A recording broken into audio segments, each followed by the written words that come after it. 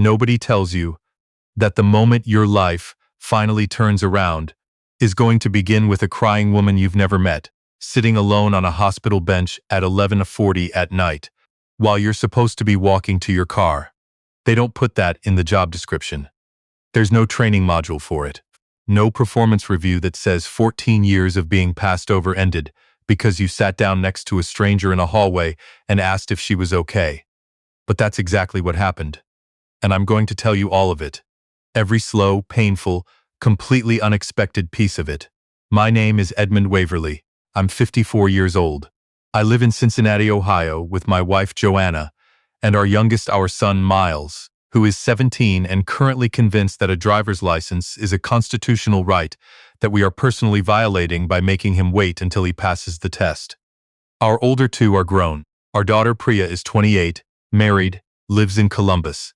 Our son Curtis is 31 and works in logistics, which is either ironic or fitting, depending on how you look at it, because I've spent the last 14 years in hospital facilities management, 14 years keeping the lights on, the HVAC running, the elevators certified, the backup generators tested, the loading docks scheduled, and the maintenance crew of 23 people functioning as a single unit across a 400-bed regional medical center in the middle of a city that does not slow down and does not care what broke overnight. I was good at it. I want you to understand that before I tell you the rest. I was genuinely, demonstrably good at it. Not in a self-congratulatory way. In a documented, measurable, $300 per hour consultant couldn't find the problem faster than I could way. I knew every mechanical room in that building. I knew which elevators ran warm in summer, which boiler had the pressure gauge that read 2 points high and always had, which loading dock door would stick if the temperature dropped below 22 degrees. I knew the building the way some people know their own bodies. Better, maybe. And for 14 years, that knowledge had produced exactly one thing, a steady job and a title that hadn't changed since the second year I held it. Facilities manager. That was it. That was the ceiling. Not because the ceiling was low, because the person standing between me and anything above it had decided, somewhere around year 4, that I was more useful exactly where I was. His name was Vincent Pryor. Vincent was 56, Director of Support Services, had been in the role for 9 years when I joined, and had a management style that I would describe, if I'm being charitable, as deliberately territorial. He was the kind of man who attended every meeting he wasn't needed at and skipped half the ones where he was. He had a talent for appearing in the right room at the right moment and absorbing credit the way a dry sponge absorbs water, completely and without visible effort. I had redesigned the preventive maintenance program in year 3. Cut equipment failure rates by 31% over 18 months. The number was in the report. The report had my name on it. When the CFO mentioned it at the quarterly leadership meeting, Vincent said, "My team has really raised the bar on proactive infrastructure management," and received a round of nodding heads. I was not at that meeting. I found out from Dorothy, our administrative coordinator, who had been there and who had a very specific expression when she told me about it. The expression of someone who witnessed something unjust and didn't know what to do with the weight of it. I went home that evening and did not tell Joanna. She would have been angry on my behalf, and I wasn't ready for that yet. I was still in the phase where I believed the system would correct itself. That eventually the right person would look at the right document and draw the right conclusions. That phase lasted approximately 6 more years. By year 11, I had stopped believing the system would correct itself and started believing that I was simply in the wrong place. That there was a ceiling at this hospital with Vincent's fingerprints all over it, and the only way past it was out. I had updated my resume twice, sent it to 3 places, had 2 phone screens that went nowhere, and 1 interview that got to the final round before they hired internally. And then year 12 arrived, and with it, a Tuesday in October that I will describe as the Tuesday I finally stopped being polite about it. Vincent had his office door open, which was unusual. He was usually closed, not because he was particularly busy, but because an open door implied availability, and availability implied accountability. I knocked on the frame. "You have a few minutes?" I asked. He looked up from his monitor with the expression of a man who had been waiting for this and had already prepared his answer. "Sure, Ed. Come in." I sat. I had a single sheet of paper in a folder, which I didn't open because I'd been through the numbers enough times that I didn't need to. "I want to talk about the Director of Facilities position," I said. "It's been posted twice in the last 3 years and filled both times from outside. I'd like to understand why I haven't been considered." Vincent folded his hands on his desk. "You're a great operator, Ed. I mean that. You know this building better than anyone." "I appreciate that," I said. "But director-level work is a different animal." He tilted his head slightly, the way people do when they're about to say something they've dressed up as wisdom. "It's strategic. It's stakeholder management. It's budget ownership at a level that requires a particular kind of profile. The committee looks for certain things." "What things?" I asked. "Specifically." He picked up a pen and set it back down. "It's a combination of factors." "Give me one concrete factor," I said, "and I'll tell you whether I have it or can develop it." Vincent looked at me for a long moment. Something shifted behind his eyes. Not discomfort, exactly. More like the recalibration of a man who had not expected to be pressed. "Look, Edmund." He only used my full name when he wanted the conversation to feel official. "I want to be straight with you. You're at a level where a lot of people would be grateful. The compensation, the stability, the team you've built. That's not nothing. Not everyone gets to that position." The room went quiet. I looked at him. I thought about Dorothy's face when she told me about that quarterly meeting. I thought about the resume I'd updated twice. I thought about 14 years of Sunday evenings. With a knot in my chest that I never fully explained to Joanna, because I kept thinking it would resolve itself. "I appreciate the honesty," I said. I stood up. I thanked him for his time. I went back downstairs to the mechanical room level because I had a generator test scheduled for 2 o'clock, and the work did not stop because the conversation had. But somewhere in the elevator going down, something went very, very quiet inside me. Not sad, not angry, just finished. I was done waiting for someone to notice. What I didn't know was that the noticing was going to happen anyway. Just not from anywhere I expected.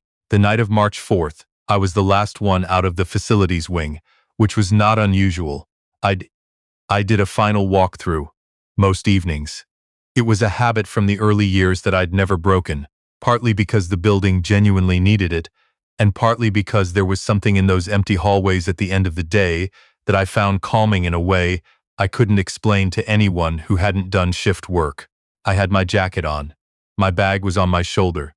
I was walking toward the east exit, which puts you near the parking structure, cutting through the main corridor that runs past the cardiac unit waiting area. She was sitting on the bench outside the waiting room, the one that's there for people who need to be near something without being inside it. She had both hands wrapped around a paper cup that had clearly been empty for a while, and she was not looking at anything. She was just sitting with the specific stillness of someone who has been crying for a long time and has temporarily run out. She was older. Mid-70s, maybe. Well-dressed in the way of someone who had dressed carefully that morning for reasons that had nothing to do with how the day turned out.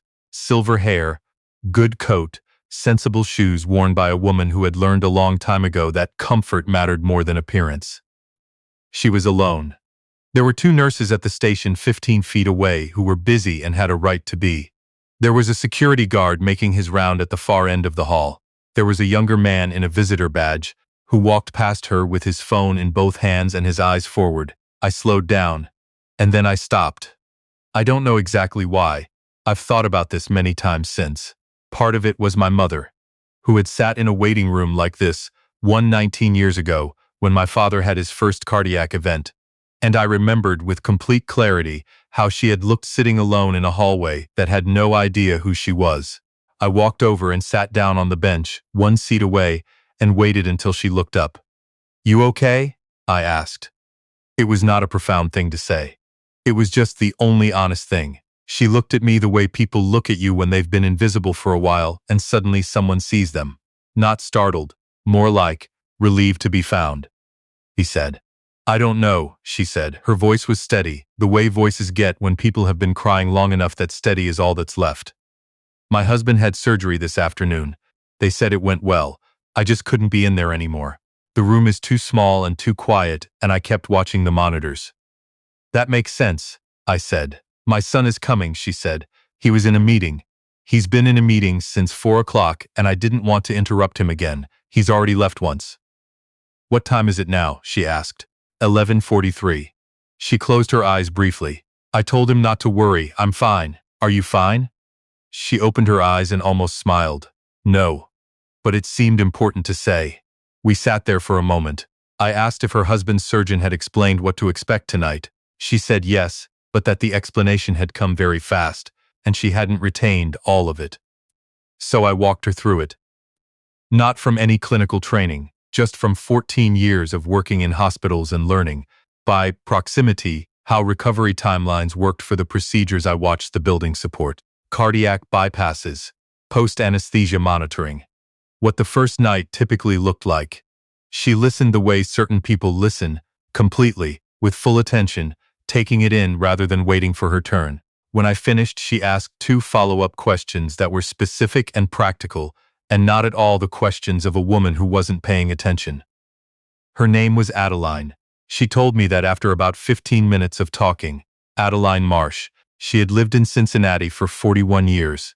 She and her husband, his name was George, had raised 4 children in a house in Hyde Park that she described as always too loud and never big enough and absolutely perfect.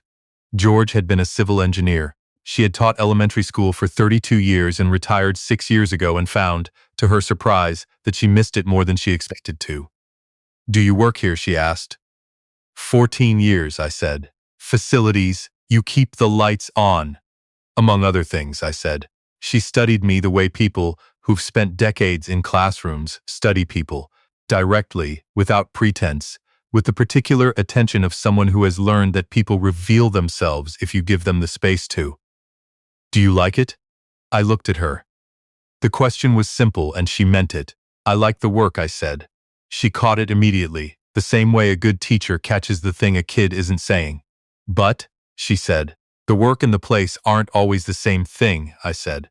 I've been doing good work for a long time in a place that doesn't have anywhere for me to go. She was quiet for a moment. Not the polite kind of quiet. The kind where something is being weighed. My husband used to say, she said, that the most dangerous thing you can do to a good person is make them feel like they've already arrived. We sat with that for a moment.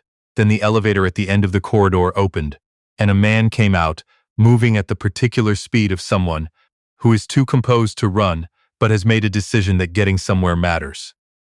He was around 50, suit jacket, no tie, the jacket slightly wrinkled in the way that happens after a long day in a meeting. Silver at the temples, focused eyes, the energy of someone who hadn't fully decelerated since arriving.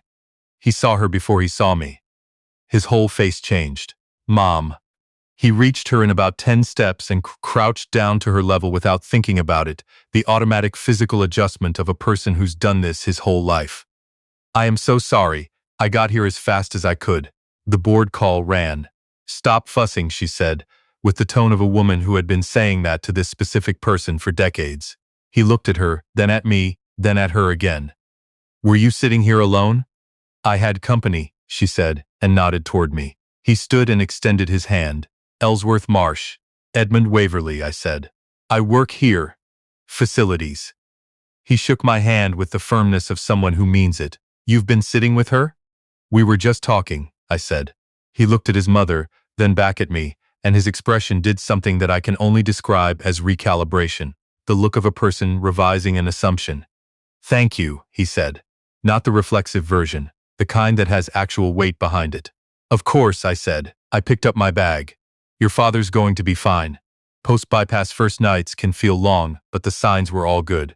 I hope you all get some rest. Thank you, Edmund, Adeline said. She said it like she meant it, which she did. Because she was not a person who said things she didn't mean. I took the east exit, got to my car, sat in the parking structure for a moment, with the engine off, not thinking about anything in particular, just feeling the particular quiet of a late night in March, in a city that's not quite cold anymore, but hasn't decided to be warm. Then I drove home. Joanna was still up. She was almost always still up when I came home late. not because she was waiting for me exactly, but because she was the kind of person who found it difficult to fully settle until everyone was accounted for. She was at the kitchen table with a cup of tea and a paperback she'd been reading for 3 weeks because she kept falling asleep after 2 pages. Late, she said. Yeah, stopped to sit with someone. There was a woman outside the cardiac waiting room, alone. Husband had surgery. Joanna put down her book. Is she okay? She will be, I said. Good. She looked at me. Joanna has been my wife for 26 years, and she has a quality of observation that is both useful and occasionally inconvenient. What else? Nothing, I said. Ed, her son, showed up while I was there. Seemed like a decent person. That's it? That's it, I said. I'm tired. She looked at me for one more second with the expression of a woman who knew the full story would come out eventually and was in no hurry. Then she handed me her tea and went to get a second cup. I didn't think about it again until 9 days later, when I was in the sub-basement doing a pressure check on the East Wing steam lines, and Dolores from HR called my cell. Edmund, she said, in the voice people use when they have information that requires careful delivery. The CEO's office would like to schedule some time with you. Are you available Thursday at 2? I straightened up slowly. Can I ask what it's regarding? A small pause. It came from the executive level directly. That's all I have. I said Thursday at 2 was fine. I hung up. I stood in the sub-basement with a pressure gauge in my hand and a fluorescent light flickering in the corner the way it always did when humidity was high, and I thought, not excitement, not yet.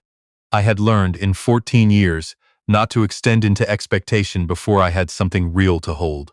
Thursday at 2, I took the elevator to the executive floor for the second time in my career. The first had been a retirement party for the former CFO, where I had been invited by accident and stayed for exactly 20 minutes.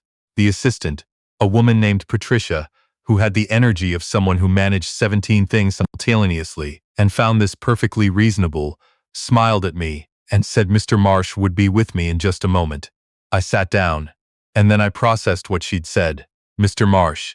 I thought about the parking structure, the wrinkled suit jacket, the man who had crouched down to his mother's level without thinking about it. Ellsworth Marsh. I looked it up on my phone right there in the waiting area, because I am not a man who has ever been too proud to admit I should have done something sooner.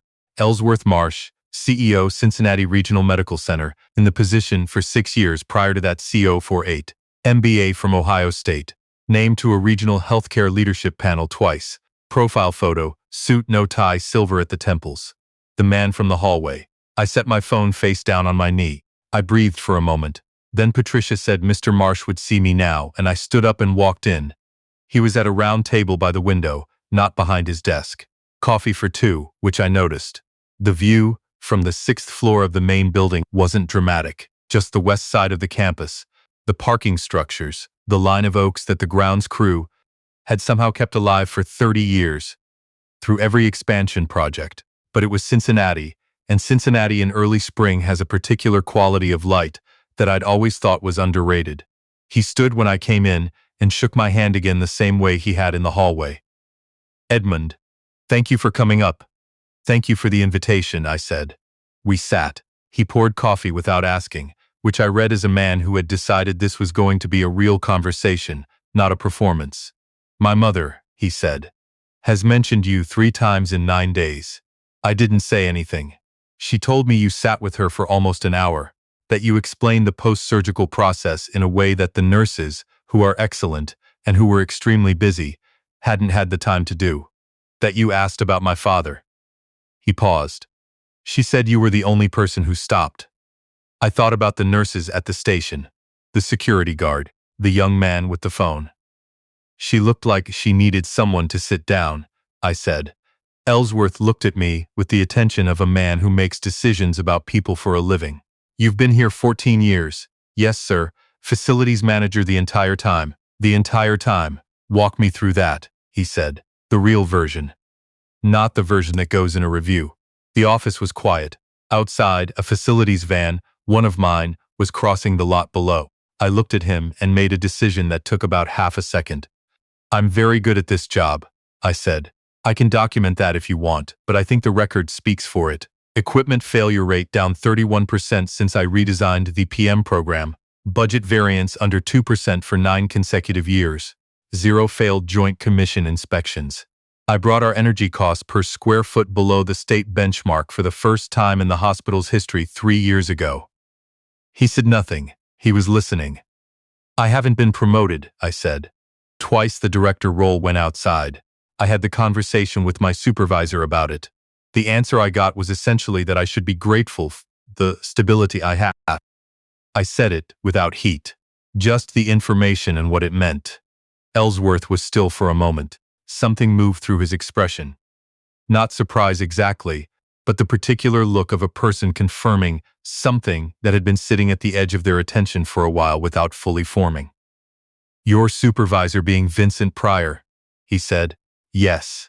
He picked up his coffee cup and set it back down without drinking from it. I want to ask you something directly. Please. If the ceiling were removed, he said, what would you do with the space? I looked at him. It was the kind of question that deserves a real answer. I'd consolidate the environmental services and facilities functions. They're siloed right now, and the inefficiency costs us roughly $200,000 a year in redundant vendor contracts and scheduling overlap. I'd build a capital infrastructure roadmap for the next 7 years, which we don't currently have. We're reactive when we should be anticipating. And I'd put 2 of my senior maintenance leads into a pipeline program so that when I eventually move up, I'm not leaving a gap. He was quiet for a moment. You've been thinking about this for a while, he said. 14 years is a long time to think. I said. He smiled. It was a real one. I had my chief operating officer pull your personnel file Monday morning, he said, before I knew I was going to have this conversation. I wanted to know who you were before I saw you again. He paused. Edmund, your record is exceptional. The PM redesign alone. The documentation on that, the cost modeling, the outcome tracking, that's director-level work. That's VP-level work. That's the kind of initiative that should have produced a title change 4 years ago. I held still. I want to offer you the Director of Facilities and Environmental Services position, he said. It's a combined role. We've been talking about the consolidation you just described for 8 months and haven't moved on it because no one in the building knows both functions well enough to run them simultaneously. He looked at me. You do. You've apparently known you did for some time. He named a salary. I had a specific physical experience in that moment where I kept my face entirely steady and my internal landscape did something much less steady. Can I ask you something? I said. Of course. Is this because of the hallway? I need to understand whether this is the work or the bench. He didn't hesitate. My mother showed me where to look. What I found when I looked was the reason. Those are different things. He paused. You should have had this role years ago. I'm sorry it took a hospital bench to make that visible. The quiet in the room felt different from the quiet that had been in Vincent's office 7 months earlier. This one had air in it. Yes, I said. I accept. The announcement went out that afternoon at 4:17. I know the time because I was back in the mechanical room finishing the steam line inspection when my phone started buzzing. Dorothy texted me first. Please, tell me this is real. Then 3 of my senior text group texted. Then Joanna, who somehow already knew because our daughter Priya had seen it shared by someone on LinkedIn. I'm still not entirely sure how that chain worked, but Joanna's text simply said, I told you. I finished the pressure check. I wrote up my notes. Then I went upstairs. Vincent's office door was closed. It opened at 4:49. I know this because I was at my desk and I had, with a very specific and deliberate calmness, decided I was going to continue doing exactly what I was doing until he came to me. Because I had learned in 14 years that some things were better received while seated. His footsteps were slow across the floor. Edmund, he said. Vincent, I just saw the announcement. He stopped at my desk. Director of Facilities and Environmental Services. Combined role. That's what it says. You report to. He stopped. He looked at the announcement on his own phone, which he was holding. Directly to Marsh. Directly, I confirmed. He was quiet for a long moment. I watched him work through it. The arithmetic of what this meant, structurally. The recalculation of what it implied about conversations that had apparently been happening at a level he hadn't been included in. I wasn't aware this was in consideration, he said. Neither was I said, until Thursday. Thursday. He repeated it. As in, 2 days ago, yes. He looked at me with an expression that I can only describe as a man holding a model of the world that no longer matches the world. You know, I said, standing and picking up my coffee, which was cold but served its purpose as a prop for exiting. It's an interesting thing. 14 years of good work. Turns out somebody was paying attention. I smiled at him. It was a genuine smile. I want to be clear about that. There was no performance in it. It was just real. Have a good evening, Vincent. I walked to the break room. I poured the cold coffee out and got a fresh cup. I did not look back. Joanna had dinner ready when I got home, which meant she'd been planning this since the text chain. She had made the pot roast, which in our house is not a casual occurrence. Our son Miles was at the table already, which was also not a casual occurrence. He was usually in his room until summoned, but he'd clearly been briefed. Dad, he said when I walked in, are you a director now? As of today, I said. Does that mean you're like the boss? One of them, I said. Cool, he said and went back to his phone. Which is exactly what a 17-year-old should do with news of his father's professional milestone, and I respected it. Joanna handed me a glass of iced tea and looked at me across the kitchen island. Tell me, she said. I told her all of it. The bench, the conversation, the 9 days of hearing nothing, the call from HR, Ellsworth's office. What he'd said about his mother mentioning me 3 times. The question about what I'd do with the space. The salary, which I said quietly, because Miles has extraordinary hearing when he thinks he isn't being watched. When I finished, Joanna was quiet for a moment. 14 years, she said. 14 years. I know you kept telling me it would work out, she said, not unkindly, just accurately. I want you to know I believed you every time. I also want you to know I was starting to form a backup plan. What was the backup plan? I was going to suggest we move to Columbus and you go work for a hospital that deserved you.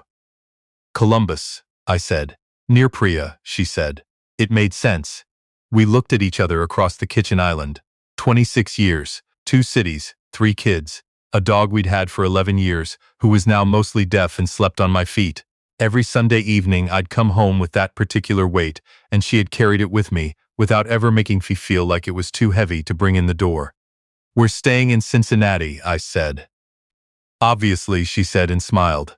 Now come eat. Miles has been stealing pot roast for 20 minutes and I need a witness. The operational review started the following week. I want to be clear about what it was and what it wasn't. It wasn't a search for anything. It was exactly what the title said. A review. I was new to the combined role. I had inherited 2 separate teams with 2 separate operating rhythms. And the first thing any competent person does in that situation is understand what they have. What I found in the first 10 days was largely what I expected. Inefficiencies, duplicated vendor relationships, a capital equipment list that hadn't been audited in 4 years, the kind of organizational underbrush that accumulates when 2 functions have been separate too long, and no one has had the authority or motivation to cut through it. But then I found the vendor file. It was in the environmental services records, in the contracted services folder, under a subcontractor that handled medical waste transport for 3 of our off-campus clinics. A pricing structure that was significantly above regional market rate, and a management fee buried in a quarterly invoice paid to an LLC that I'd never heard of. I sat with it for a while. Then I searched the LLC. The registered agent was a woman named Beverly Pryor, Vincent Pryor's wife. I read it twice.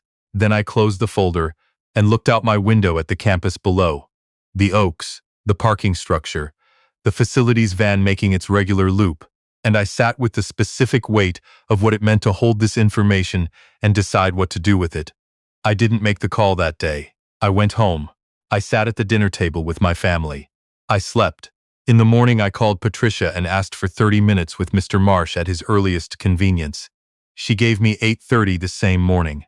I brought a summary, 12 pages, clean, factual, no commentary, just what the records showed and where each figure came from. Ellsworth read it completely before he said anything. When he looked up, his expression was the kind of control that requires effort. You found this in the standard review, he said. I wasn't looking for it, I said. I was auditing vendor contracts. It was in the contracts. He nodded slowly. I'll need to involve legal and our compliance officer. I expected that, I said. I wanted it on record that I brought it to you directly. Whatever happens next is your decision. He looked at me for a moment. Most people in your position, he said carefully, would have options for how to use this. I thought about that, I said honestly. I decided I didn't want his story to be mine. This isn't about him. It never really was. Ellsworth held my gaze. Your predecessor said something to you about being grateful for your stability. Yes. I read the note you wrote after that meeting, he said. You documented it. I documented most things, I said. Habit. He was quiet for a moment. Then, almost to himself, of course you did. I had just come back from a site walk of the North Wing mechanical room, a weekly habit I wasn't planning to break, just because my title had changed. When Dorothy appeared in my doorway, I need you to know something, she said, and I need you to hear it very calmly. Okay, I said. Vincent left an hour ago, she said, with a box, and legal was with him. She looked at me. I looked at her. We'd worked near each other for 11 years. Thank you, Dorothy, I said. You're welcome, she said. And then, very quietly, it's been a long time coming, Ed. She went back to her desk. I turned to my window. Below, the campus was going about its day the way it always did. The shuttle loop, the facilities van, the oaks catching the April light. Somewhere in that building, a man was walking out with a cardboard box. I thought about the Tuesday in October, the folded hands. You're at a level where a lot of people would be grateful. I thought about 14 years of Sunday evenings, the quiet weight I carried in through the door that Joanna had never once asked me to leave outside. I thought about 2 rounds of external hires for a role that the building's own records showed I was already doing. I sat with all of it for exactly as long as I needed to. Then I turned back to my desk and opened the capital infrastructure roadmap I'd been building for 7 years in a folder I'd labeled, with the specific optimism of a person who refuses to stop believing they'll eventually need it, future planning. I had a lot of work to do. Adeline came back to the hospital 3 weeks later. Not as a patient's family member. George was home, recovering well, apparently driving her mildly crazy by insisting he was fine, and then immediately needing help opening jars. She came, Patricia told me, specifically to find me. I took the elevator to the main lobby, and there she was, standing near the reception desk in her good coat, the same one from the night in the hallway, with a small paper bag from Aubry on Hyde Park Square that I recognized because Joanna fizz their almond croissants, a primary food group. Adeline, I said. Edmund, she said. You look different. Different how? Like you set something down, she said. You were carrying something the night we talked. It's not there anymore. I didn't say anything for a moment.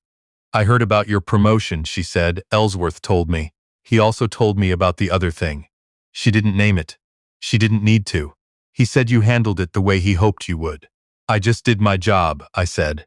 No, she said, with the gentle precision of someone who has taught children for 32 years and knows the difference between a correct answer and an honest one. You did the right thing. Those aren't always the same. She handed me the paper bag. George sends his regards. He wanted to come himself, but he's under strict instructions not to overexert, which he's interpreting very loosely. I'm told he tried to mow the lawn last Tuesday. How'd that go?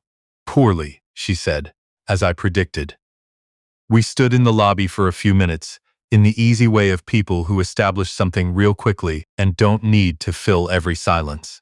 She told me about the elementary school she'd taught at for 20 years. Before she moved to a different district, the kids she still thought about, the ones she wondered what had become of them. Before she left, she reached into her coat pocket and handed me an envelope. This isn't from me, she said. It's from Ellsworth. He wanted me to give it to you in person because he said it would mean more that way, and he was right, and I told him so. I opened it after she left.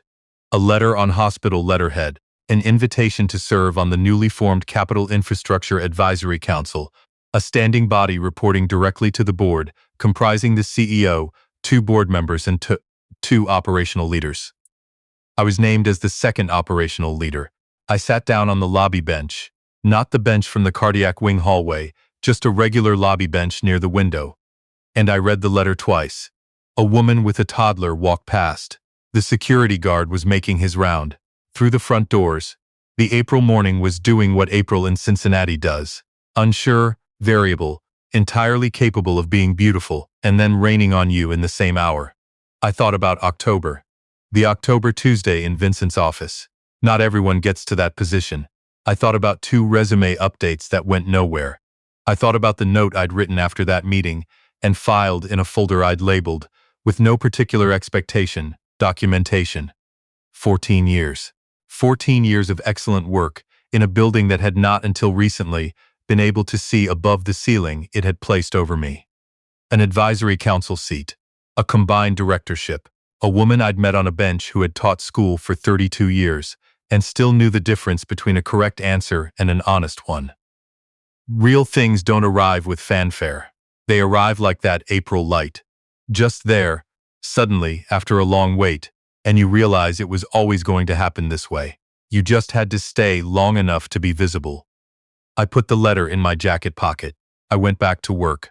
That evening, across the dinner table, Miles was constructing something out of a straw and 2 forks that may have been a catapult. Priya had called from Columbus and was now on speakerphone in the middle of the table, asking me to explain what a capital advisory council was and whether it came with a better parking spot. Joanna was serving without appearing to pay attention to any of it and actually paying attention to all of it the way she always did. "Dad," Miles said, without looking up from his fork catapult. "Are you going to be in charge of the whole hospital now?" "No," I said. "But like, kind of, Joanna said before I could answer. "Cool," Miles said. Priya said on speakerphone, "Dad, I want you to know that I've been telling people at my office about this, and they all think it's the most satisfying story they've ever heard." "It's not a story," I said. "It's just what happened, Dad." She used the tone she'd been using since she was 14, the one that means she loves me and also thinks I'm somewhat oblivious. "It's a story. It's a really good story. Tell it like one." I looked at Joanna. She was already looking at me with the particular expression she wears when she's decided the situation has said everything that needs to be said. She reached across the table and put her hand over mine. Same as she always did. Warm, steady, and exactly enough. "Pass the rolls," Miles said. I passed the rolls. The speakerphone was still going. The fork catapult was showing structural promise. Outside, Cincinnati had made up its mind to be a nice evening. I had spent 14 years being the thing that held the building up without anyone knowing how or why. I was done being invisible. And the strange thing, the thing I've thought about more than once since, is that it wasn't the promotion that changed that. It wasn't the title or the letter or the council seat. It was a bench, a paper cup, an empty hallway at 11:43 at night, and a woman who looked up when I sat down.